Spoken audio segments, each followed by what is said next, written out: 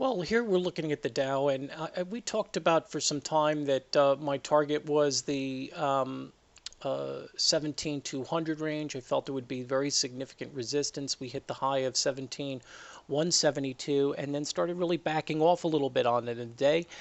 When we go into the, say, the 2 hour, we can see it kind of come up into that range. We could see the Fibonacci zones coming in, and then just prices not able to really break over that range, running sideways a little bit as it just starts to fail trying to go there. You'd also see the momentum really being lost as it tries to rally higher. So I would watch for any breakthrough this 17,000. I think we'd easily see 125 point to 100, I'm sorry, 175 point drop to this 50-day on this range, but very likely any break there, we would go into that 16,600 to 16,500 range. This zone right here, this would be my target zone. Any break of that shorter term 16,800 levels, because if we're going to see a short-term corrective action, that would be an area where you would anticipate that coming in, and any further weakness, if we're going to have a trending downtrend for a little while, we could start to easily see this target, if not much lower.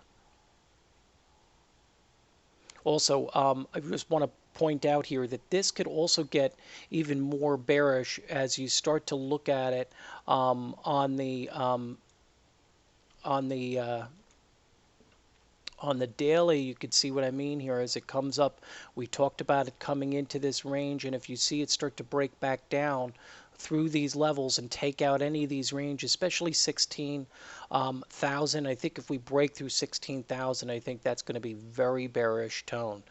So right now, prices have to kind of hold, or should try to hold, these retracement ranges, because it only makes sense if we're really seeing a bullish move. You'll see the pullback, and then you'll see it trying to follow through, trying to make it a high toward the 18,000 range. So we knew that we'd start to see a little bit of weakness. It's how this behaves here that's going to be really critical on the longer term trend, and then we can really position ourselves accordingly. I'm still apprehensive of getting too short the positions in case we really just seeing a small pullback, and in the same sense, if we are seeing a pullback, I'd rather be buying into this dip once we start to get a little bit down to go long. So we're kind of in this kind of limbo point that I'd prefer to be more confident of the longer term trend, and we're just seeing a pullback now. It would be really just a very short pullback